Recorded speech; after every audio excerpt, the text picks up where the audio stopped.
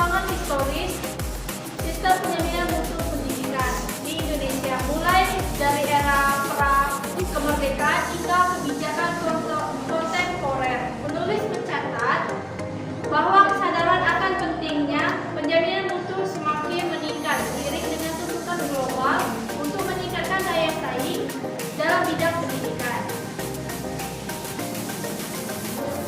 Penulis juga membahas tantangan implementasi sistem penjaminan mutu di berbagai jenjang pendidikan, mulai dari pendidikan dasar hingga pendidikan tinggi.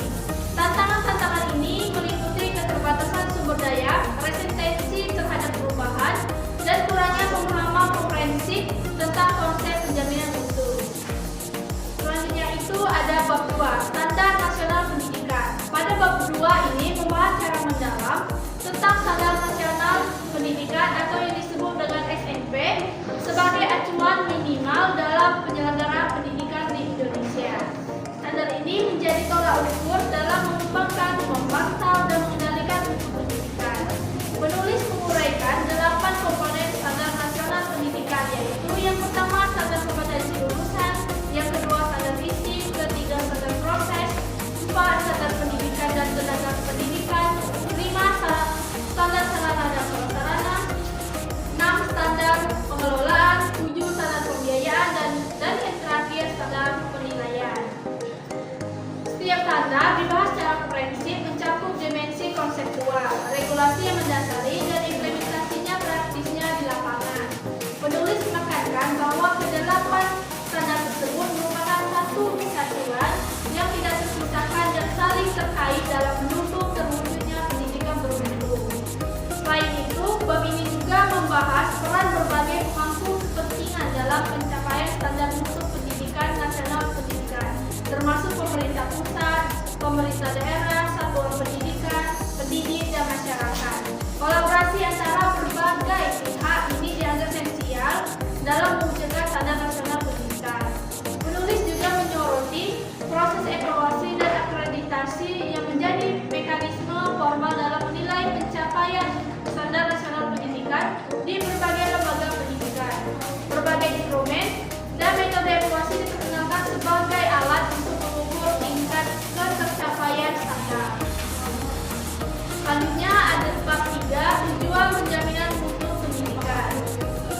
Pada bab ketiga, penulis mengelaborasi tujuan utama dan spesifik dari penjaminan mutu pendidikan. Secara fundamental, penjaminan mutu pendidikan bertujuan untuk membangun kepercayaan pemangku kepentingan terhadap kualitas pendidikan yang disediakan oleh institusi.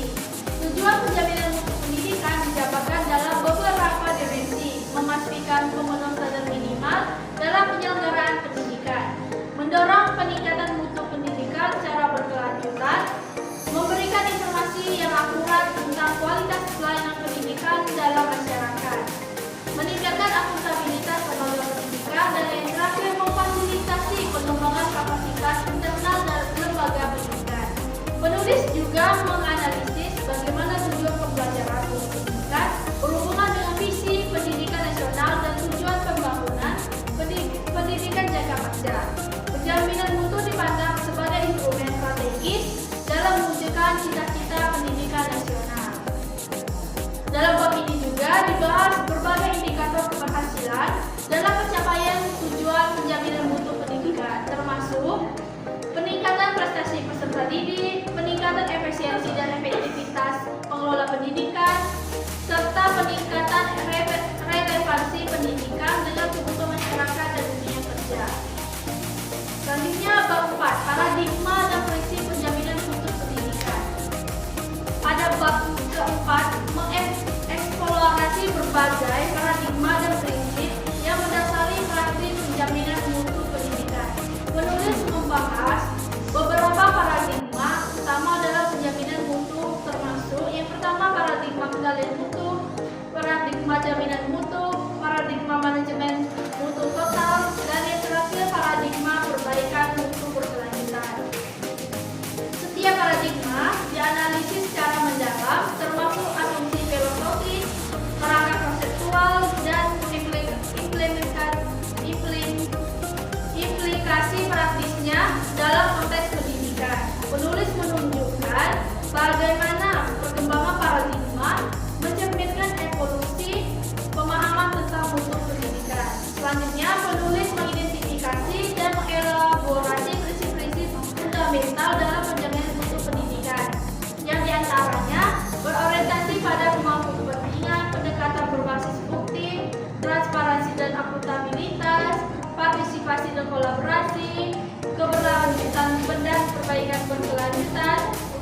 dan sistemik, kontekstual, dan adjektif. Prinsip-prinsip ini dibahas dengan disertai dengan contoh konkret implementasinya dalam praktik penjaminan mutu pendidikan di berbagai jenjang dan jenis lembaga pendidikan.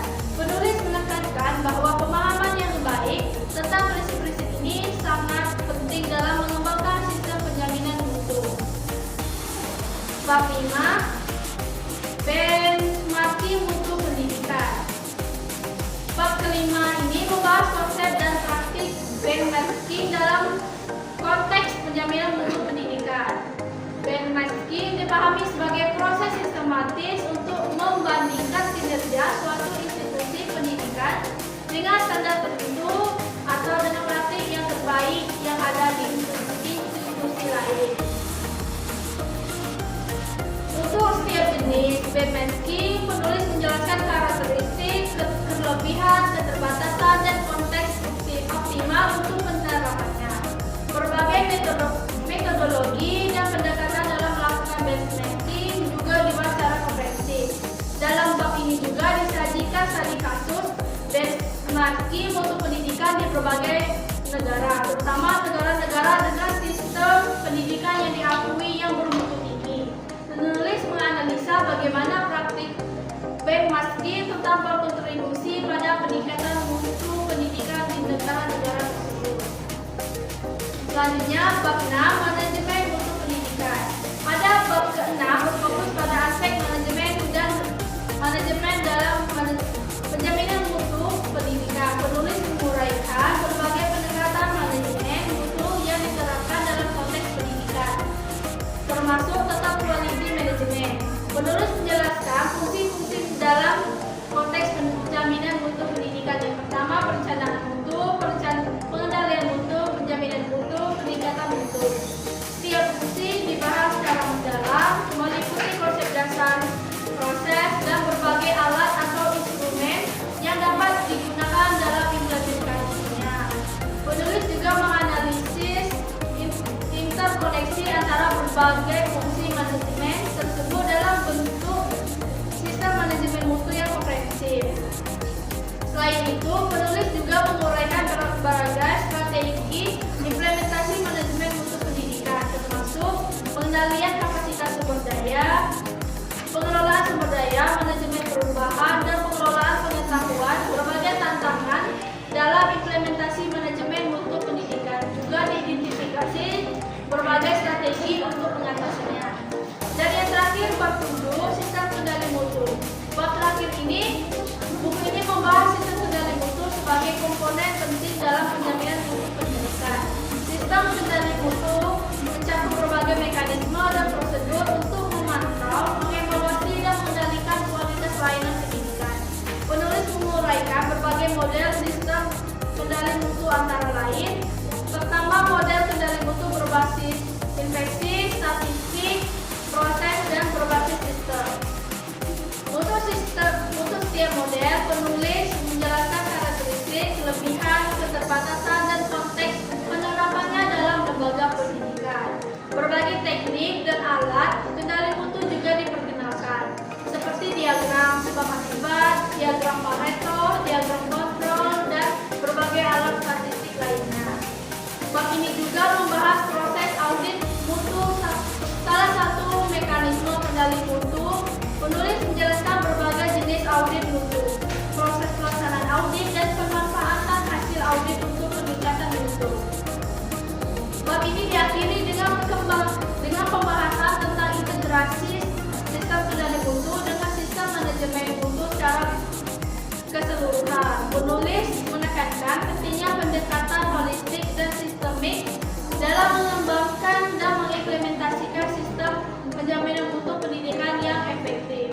Demikianlah bedah buku sistem penjaminan mutu teori dan praktik karya Barnawi dan Muhammad Arifin. Buku ini menyajikan pembahasan komprehensif tentang sistem penjaminan mutu pendidikan, mulai dari konsep dasar, standar nasional pendidikan, tujuan, paradigma, dan prinsip benchmarking manajemen mutu hingga sistem kendali. Buku ini merupakan sumber referensi yang berharga bagi para praktisi pendidikan, pengambil kebijakan, penelitian, dan mahasiswa yang berminat